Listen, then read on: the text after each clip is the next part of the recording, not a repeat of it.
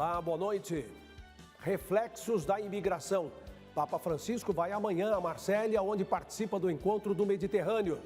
Santo Padre comemora 70 anos de sua vocação ao sacerdócio. Instituições apontam o erro processual do STF e pedem adiamento de julgamento da descriminalização do aborto. Vamos contar a história de uma mãe que, apesar da gestação de risco elevado, disse sim à vida. O testemunho de quem superou as dificuldades do caminho com fé e coragem. No interior de São Paulo, estudantes recebem orientações para definir o futuro profissional. Dia da Pessoa com Deficiência quer promover direitos e garantias e conscientizar a população para o respeito e a inclusão. O Canção Nova Notícias está começando.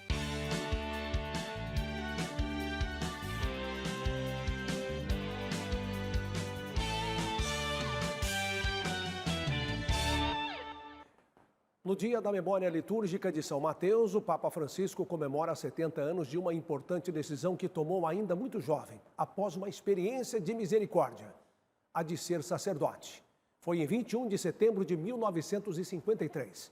Desde então, passou a viver intensamente a missão que lhe foi confiada. Jorge Mário Bergoglio tinha quase 17 anos de idade quando decidiu dedicar a própria vida em favor do Evangelho. Há 70 anos, no dia de São Mateus, um pecador público chamado por Jesus, o jovem argentino se preparava para uma festa e sentiu a necessidade de se confessar. O episódio foi definido por Francisco como uma experiência de encontro com Deus. Sua vocação foi pautada na misericórdia divina. O lema de seu pontificado, "Olhou com misericórdia e o escolheu", se refere à fala de Jesus chamando Mateus, o publicano, e o Senhor, olhando para ele com sentimento de amor, o escolhe como seu discípulo. Assim como o apóstolo, o Santo Padre se diz um pecador para o qual o Senhor voltou o seu olhar. Dessa maneira, aceitou a eleição para pontífice e assumiu a Igreja de Cristo, uma igreja em saída, como uma casa de portas abertas, não necessariamente para fazer entrar, mas uma igreja que possa sair a evangelizar. A tarefa missionária se tornou o pilar de sua missão. Depois de João Paulo II, que realizou mais de uma centena de viagens apostólicas, é o Papa que tem maior número de viagens. Apesar das limitações da idade e dos problemas de saúde, ensina o Evangelho que somos chamados a viver. Exemplo de fidelidade assumido na juventude e propagado em 7 décadas de dedicação a Deus. O Papa Francisco viaja amanhã para Marsella, onde permanecerá até sábado. O pontífice participará do Encontro do Mediterrâneo. O evento conta com mais de 100 atividades culturais, espirituais e solidárias e tem no centro das reflexões o fenômeno migratório. O Festival Ecumênico e Interreligioso dos países que fazem fronteira com o Mediterrâneo reúne bispos, líderes religiosos e 120 jovens, além de organizações e associações da sociedade civil. A intenção é refletir os desafios que o Mediterrâneo enfrenta, como a pobreza, a pluralidade religiosa e especialmente a situação dos migrantes, e propor respostas a estas situações. Francisco é o primeiro Papa a visitar a cidade portuária do sul da França desde Clemente VII, em 1533. Acredito que a visita do Papa é de suma importância. Estamos orgulhosos em Marsella por receber o Papa. Tem uma importância muito maior, essencial, em relação a todas as questões dos migrantes, e que ele tem algo a dizer, e que os bispos do Mediterrâneo têm algo a dizer em relação a esta questão. No sábado, além de participar do encerramento dos encontros mediterrâneos, Francisco vai celebrar a missa para milhares de pessoas no estádio Velódromo. Na sexta-feira, terá 2 momentos de oração. O primeiro com o clero diocesano na Basílica de Notre-Dame de Lagarde, e depois um momento de recolhimento com líderes religiosos nas proximidades do memorial dedicado aos marinheiros e aos migrantes desaparecidos no mar. A segunda oração, que será fora de Notre-Dame de Lagarde, onde estarão todos os representantes de todas as religiões, para dizer que estamos todos preocupados com esta questão dos migrantes e que rezamos juntos. Diante de tantas tragédias no mar Mediterrâneo, em 2021 o Papa Francisco se referiu ao local como o maior cemitério da Europa. A expectativa é a de que esse encontro ilumine as consciências e atitudes para que se torne um mar de fraternidade. O Sistema Canção Nova de Comunicação vai transmitir os compromissos do Papa em Marsella, na França. Amanhã, aqui no Canção Nova Notícias, você fica sabendo como foi o primeiro dia desta viagem.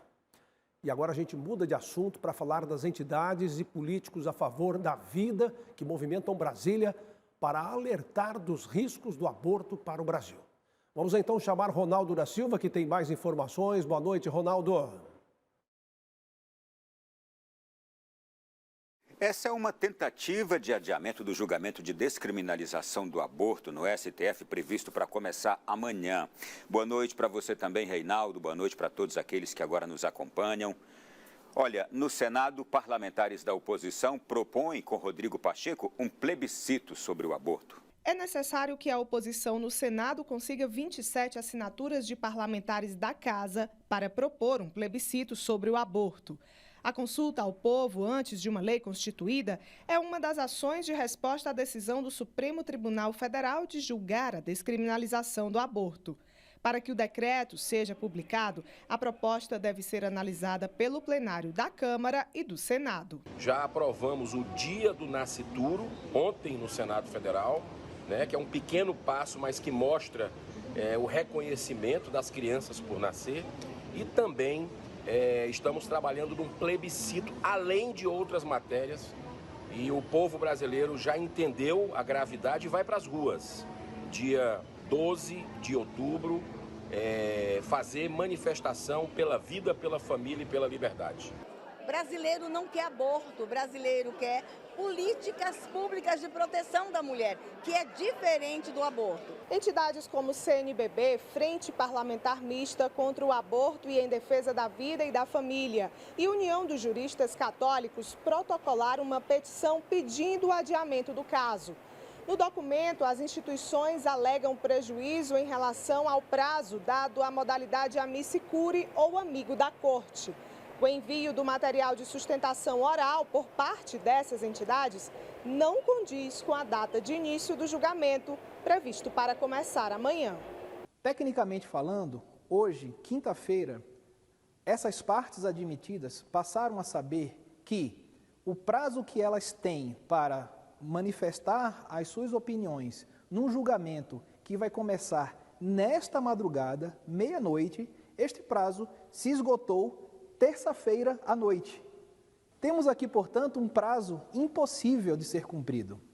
Diversas instituições já se manifestaram, acusando esse problema procedimental, esta clara nulidade processual, e estamos esperando algum tipo de pronunciamento do Supremo Tribunal Federal. Como é possível o caso mais importante do país, que trata de ceifar ou não vidas humanas impunemente, possa ser julgado virtualmente, sem um amplo debate, sem a transmissão pela TV Justiça, sem a participação de todos admitidos como amicus curiae, amigos da corte, produzindo prova, trazendo documento, trazendo versões? Como é possível? Olá, boa noite. Eu falo direto de Brasília, em frente ao Supremo Tribunal Federal, ainda dando continuidade neste assunto da reportagem, onde acontece aqui, neste momento, um ato pela vida. Católicos, entidades pró-vida, reunidos, rezando nesse momento a oração do Santo Terço pela não descriminalização do aborto no Brasil.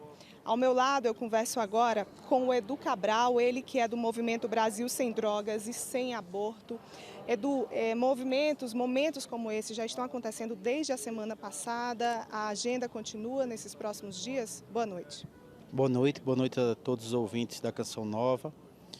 Começou a semana passada e agora, a partir de hoje, todos os dias, a gente vai intensificar para que o STF não descriminalize o aborto, né? Ações também estão sendo tomadas para que os ministros peçam para que saia do plenário virtual e possa ir para o plenário físico. E hoje o Brasil, como o Padre Jonas nos ensinou, né? Coragem, meu filho, vamos para cima, vamos orar por uma nação sem aborto, né? Por um Brasil também que está às portas para a liberação das drogas. Então, com o poder da oração, com o poder de todos os católicos, você que está assistindo a Canção Nova, você que segue a Canção Nova, que está aqui em Brasília, a partir de hoje, todos os dias, a partir das 18 horas, estaremos aqui orando o terço, pedindo a Deus que intervenha, que nossa mãe Maria, possa interceder no céu, junto ao Padre Jonas, junto ao Padre Léo, né? E que a gente possa conseguir essa vitória. Porque aquilo que o homem não pode, Deus pode.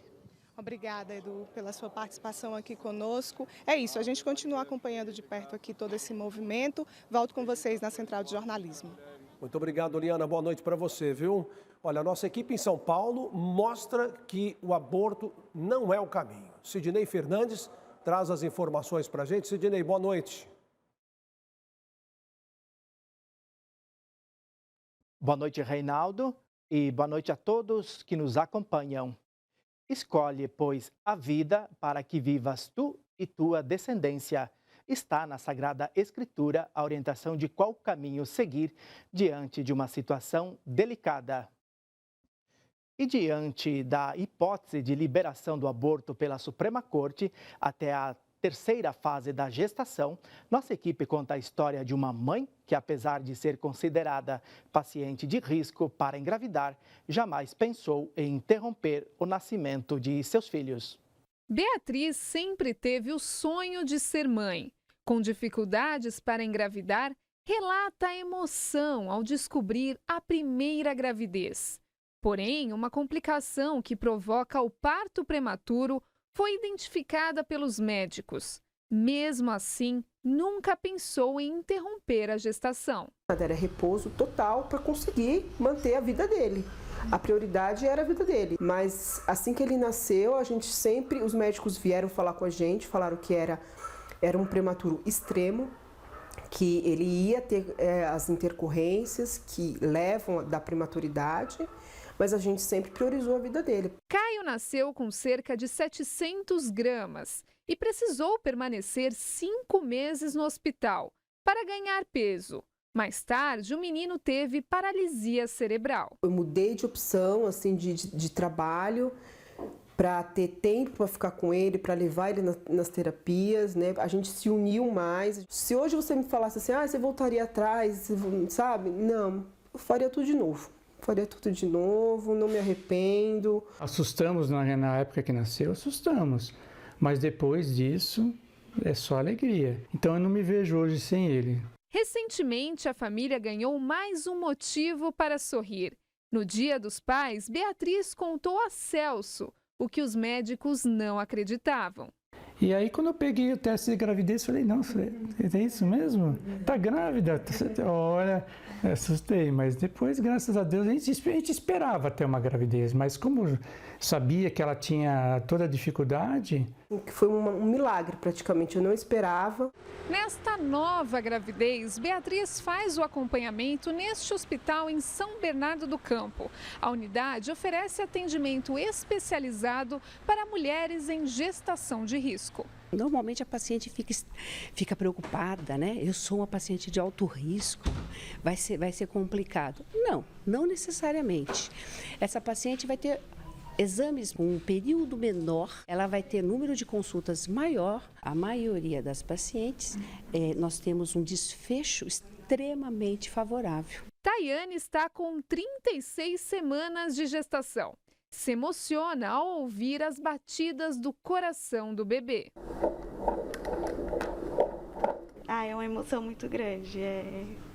A gente fica muito emocionada, né? Ele é muito esperado. Beatriz espera a chegada de seu novo bebê com alegria. E o irmão mais velho já sorri com a nova vida a caminho. Muito ansioso agora. A ansiedade é grande, viu? Daqui a pouco eu volto para falar da estreia do filme Som da Liberdade, que faz uma abordagem sobre o grave problema do tráfico de pessoas e também do Dia Nacional da Pessoa com Deficiência. Até já. Até já, Sidney, muito obrigado. Olha, a seguir o testemunho de quem superou as dificuldades com fé e coragem. E no interior de São Paulo, estudantes recebem orientações para definir o futuro profissional.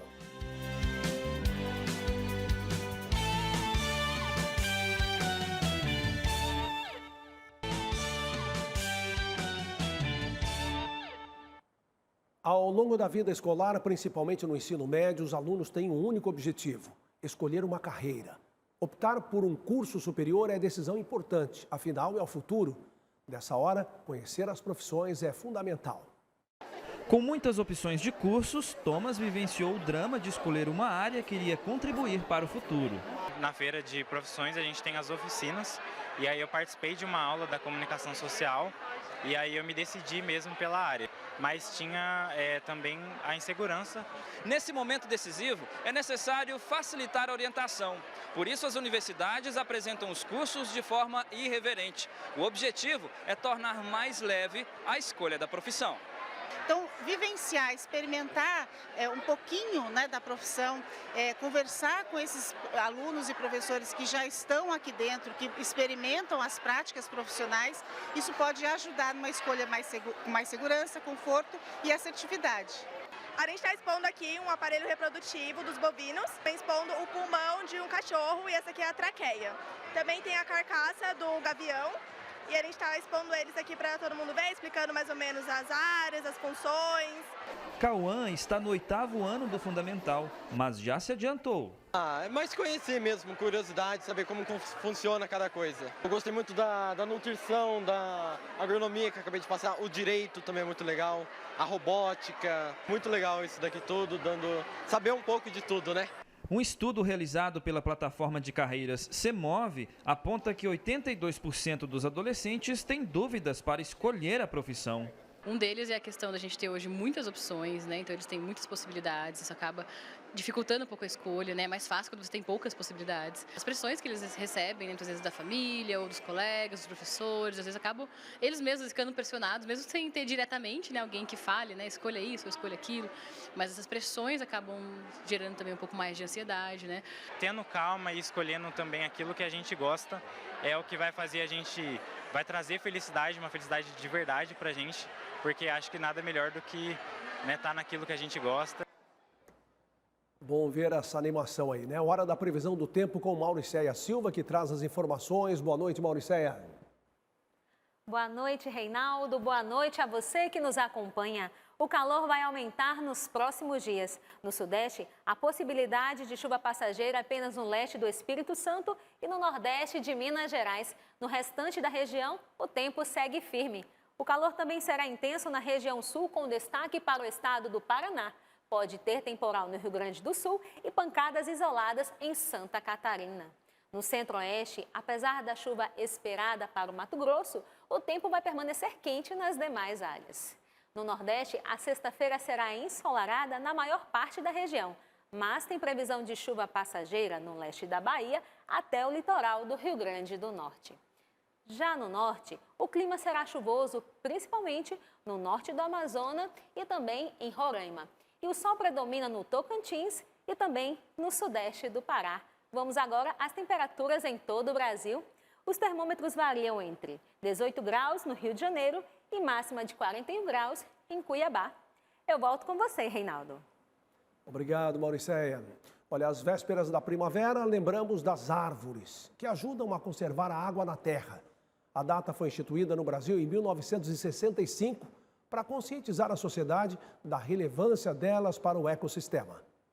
Os alunos da rede municipal de Taubaté, no interior de São Paulo, estão cuidando do futuro. O reflorestamento ele pode auxiliar na diminuição dos efeitos das mudanças climáticas, pois as árvores, além de sequestrarem CO2, auxiliando assim na mitigação do efeito estufa, elas também auxiliam na estabilização de encostas e na infiltração de água no solo, auxiliando, né, a prevenção de inundações e deslizamentos. Existem cerca de 7.880 espécies arbóreas no país. Mais de 4.000 estão presentes no catálogo de árvores do Brasil. A natureza é muito abundante, ela nos dá muitos recursos e nós precisamos preservá-la para que nós possamos preservar também a nossa vida. Dia de conscientização para a importância de preservar as florestas em meio ao desenvolvimento industrial. Áreas verdes nas cidades também estão associadas a melhorias na saúde mental das pessoas,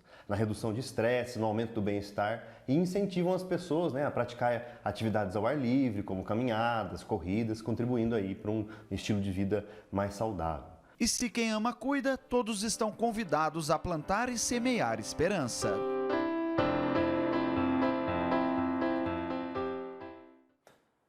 As memórias que cada pessoa traz consigo são testemunhas silenciosas de algumas batalhas internas.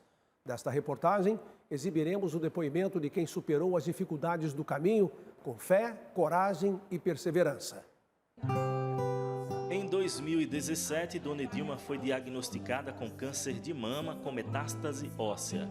Desenganada 3 vezes pelo médico, obteve na fé a força para enfrentar a doença. Foi uma metástase que tem medicação.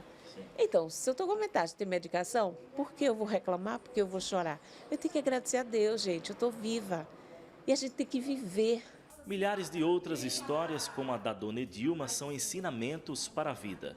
A vida não tem replay, por isso que ela é única. Então, nós precisamos vivê-la intensamente. E como cristão, como devemos dar sentido às nossas vidas? Procurando fazer dela o que ela de fato é, um dom, uma graça, uma bênção de Deus. A fé e a esperança nunca deixaram Dona Edilma desistir. Amar a Deus acima de tudo. Porque se você ama a Deus, você se ama. E se você é capaz de se amar, você não vai desistir nunca de você. Porque Deus está sempre ali no teu coração. Há 2 anos, a provação foi a oportunidade que ela encontrou para ajudar outras pessoas. Cada caída recomeça, porque só você pode, sabe? Jamais queira desistir. Eu desejo que qualquer pessoa que esteja passando, por alguma doença, do corpo, da alma, independente de qualquer situação, tenha fé e siga em frente. No próximo bloco, o presidente da CNBB faz balanço de reunião do Conselho Episcopal Pastoral e as comemorações para Santa Efigênia em Belo Horizonte.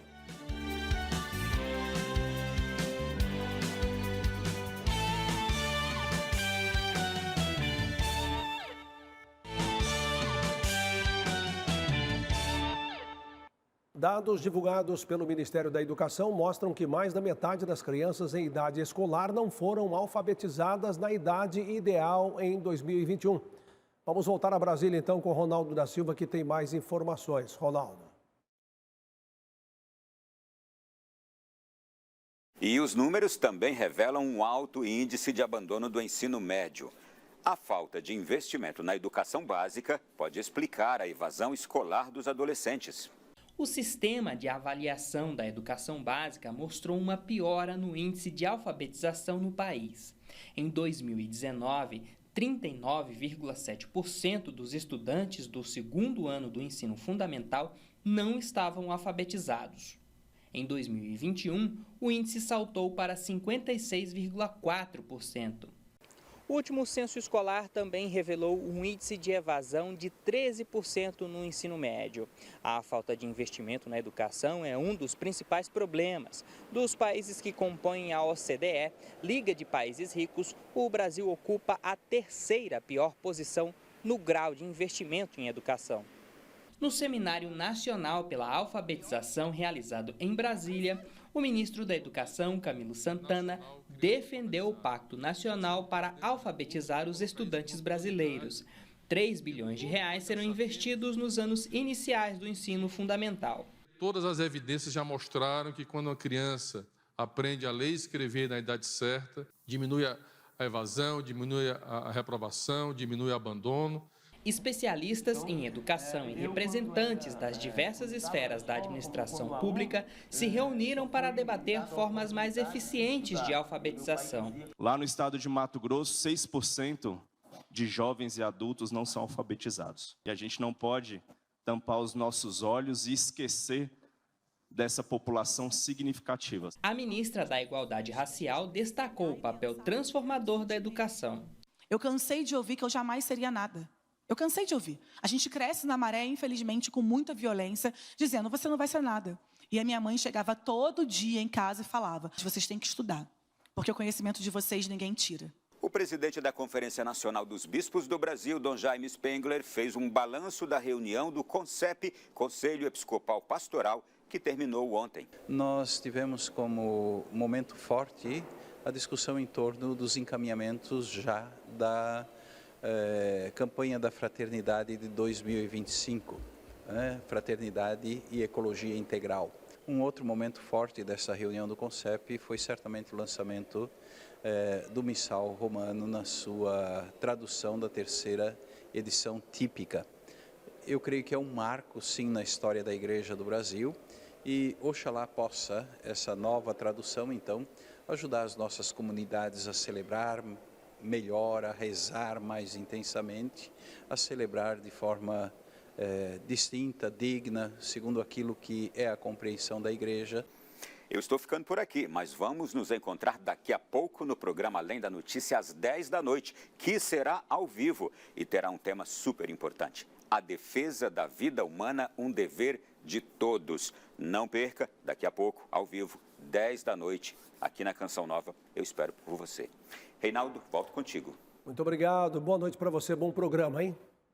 Olha, no dia de São Mateus, que a igreja recorda hoje, também é celebrada Santa Efigênia.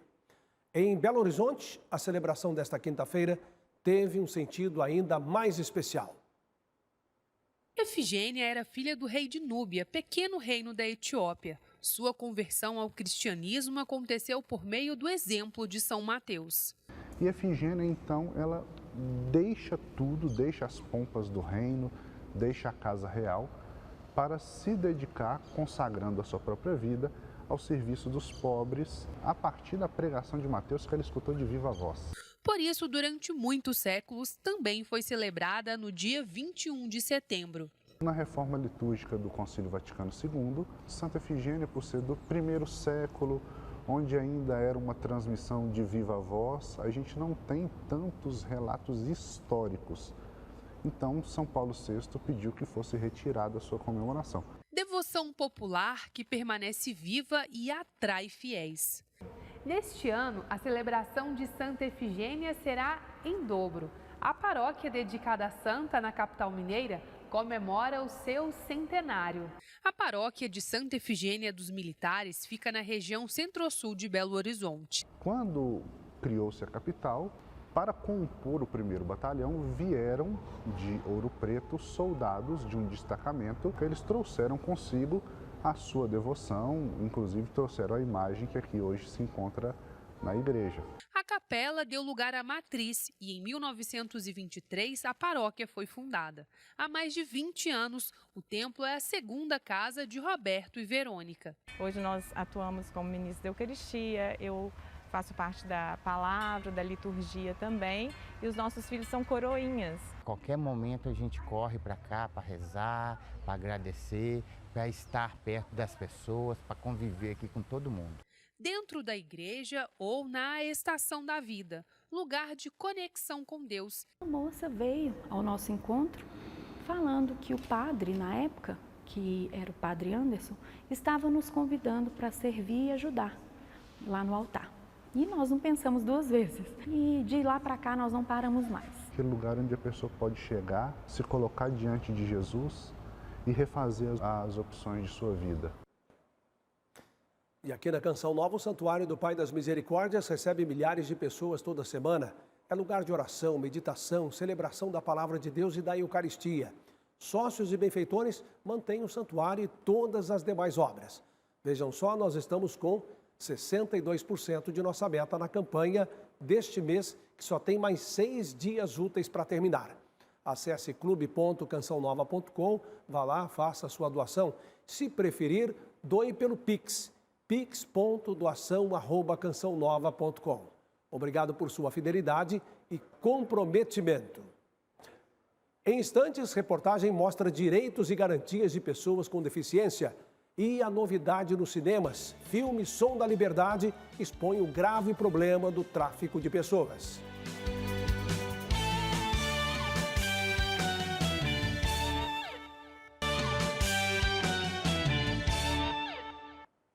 No próximo sábado, dia 23, a igreja vai celebrar São Padre Pio. Hoje, na comunidade Canção Nova, aconteceu o segundo encontro nacional do Movimento dos Filhos Espirituais de Padre Pio. Após uma viagem de quase 6 horas até a Canção Nova, a missionária da comunidade Padre Pio, Filhos da Misericórdia, só era capaz de sentir entusiasmo. Nós tivemos toda uma programação para podermos estar aqui. Viemos com um ônibus cheio de bênção, cheio de graça. De Angra dos Reis, Josiane e Francisco se aprofundaram na devoção ao Padre Pio durante a pandemia. Experiência única vivenciada na Canção Nova. Aí começou toda a devoção. Sim, o movimento, a gente fazia trabalho juntos e foi algo assim que nunca mais nós deixamos. Surgiu, na verdade, no coração da igreja para reunir todos os filhos, todos os devotos de Padre Pio, né, em oração, nesta mesma comunhão. O encontro nacional teve como tema São Padre Pio, servo da misericórdia. Todas as atividades aconteceram aqui na Canção Nova durante a quinta-feira de adoração, onde os peregrinos puderam venerar a relíquia de 1º grau do santo. Muito forte você olhar a relíquia de Padre Pio, saber que é dele, que é o sangue dele, é emocionante falar. Monsenhor Jonas sempre teve um carinho muito especial para o Padre Pio. Então, para nós, um presente também estar aqui juntos. Olhares de fé direcionados à relíquia de Padre Pio, um sacerdote que sempre teve um olhar fixo na Eucaristia e que ficou conhecido pelo cuidado com as pessoas. Hoje, seus filhos espirituais continuam sob o olhar do santo. Padre Pio, ele tinha muito isso, essa paternidade de encontrar a pessoa e adotar como filho espiritual. Então é muita alegria chegar ao encontro nacional e levar essa história, legado e vida de um grande santo da nossa Igreja Católica. Na vida dos filhos espirituais deve ter muito forte este vínculo, este desejo de servir a Deus e ao próximo na dimensão da caridade.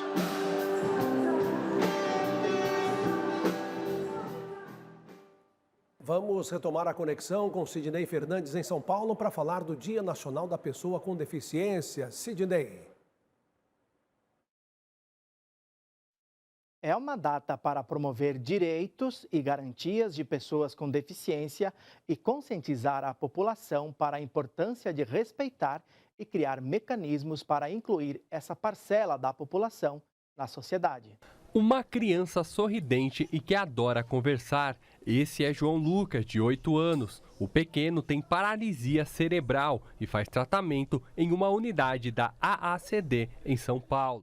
O João era uma criança que ele só se arrastava e ele não conseguia ficar de pé por muito tempo, logo ele caía no chão. Hoje ele já consegue ficar de pé, já começou a fazer o treino no andador, já consegue fazer uns exercícios de sentar e levantar, coisa que ele não fazia. Muito bom para o meu desenvolvimento e tem uns joguinhos aí que eu posso me exercitar com a perna. 80% dos atendimentos realizados pela instituição são voltados a pacientes do Sistema Único de Saúde. Cerca de 60 mil pessoas são assistidas anualmente nas unidades espalhadas pelo Brasil. Ela atende pacientes com deficiência física, congênita ou adquirida, público infantil e público adulto. Nós aqui também fazemos produtos ortopédicos, fazemos cirurgias relacionadas à patologia. Rosimeire contraiu poliomielite com apenas 17 dias de vida e desde 2010 realiza tratamento para melhorar a mobilidade. Eu tenho uma perda muscular muito rápida e sem essa fisioterapia eu não consigo a força suficiente para eu me locomover. Aqui eles cuidam da alma e do corpo. No Dia Nacional de Luta da Pessoa com Deficiência, também é recordada a importância de debater assuntos como acessibilidade e preconceito. Como é que a sociedade recebe essa pessoa? Considero muito importante para nós refletirmos onde estamos, ouvirmos também esse público e onde podemos chegar para que eles sejam efetivamente reintroduzidos e respeitados na sociedade. Cinemas do Brasil exibem a partir de hoje um filme que aborda o grave problema do tráfico de pessoas e que movimenta bilhões de dólares em todo o mundo. O longa-metragem propõe um debate com a sociedade sobre o papel de cada um no combate a este crime. O filme do diretor mexicano Alejandro Monteverde conta a história de um agente do governo americano que trabalha há anos capturando pessoas que praticam pedofilia, até que um colega o faz perceber que não basta prender quem pratica esse crime, é preciso também devolver as crianças para suas famílias. Quantos pedófilos já pegou? 288. E quantas crianças achou? O filme traz à superfície a temática do tráfico de crianças, abuso e exploração sexual. É uma questão dos nossos tempos no mundo inteiro. Há mais escravos no mundo hoje do que em qualquer outro momento da história. Mas eles são invisíveis, não é uma coisa óbvia. E muitos desses escravos são crianças. O ponto mais importante que nós queremos mostrar para a sociedade é o que está acontecendo com nossas crianças ao redor do mundo. Após encontrar a primeira criança, um menino sequestrado junto com sua irmã por uma rede de tráfico e abuso de menores, o agente embarca para a Colômbia a fim de salvar a pequena Rocio. Diante dos impasses para conseguir seus objetivos, ele teve que escolher entre o trabalho e a jornada, que se tornou um dever inspirado pela fé. Os filhos de Deus não estão à venda. Na tela, o público irá encontrar um misto de drama e ação e poderá refletir sobre qual atitude tomar entre cumprir uma missão ou desistir. Não há como assistir Som da Liberdade sem consultar a consciência e se perguntar o que faria para impedir um esquema que vende pessoas para exploração sexual e movimenta bilhões de dólares em todo o mundo. Eu vou voltar para casa, nós, falamos aqui, abraçando mais ainda os nossos filhos, protegendo ainda mais os nossos filhos e com um olhar diferente para toda essa situação. O filme pretende ser uma luz na escuridão. Caminhar na escuridão não produz resultados, mas criar a luz de uma pequena vela dá resultados. A gente fica por aqui. Amanhã tem mais informações da cidade de São Paulo. Boa noite a todos e é com vocês na Central de Jornalismo. Boa noite para você, Sidney. Bom descanso e até amanhã. Reveja as reportagens do portal noticias.cançãonova.com e assista a seguir a Santa Missa e às 10 ao programa Além da Notícia, ao vivo, com Ronaldo da Silva, direto de Brasília. Boa noite, paz para você.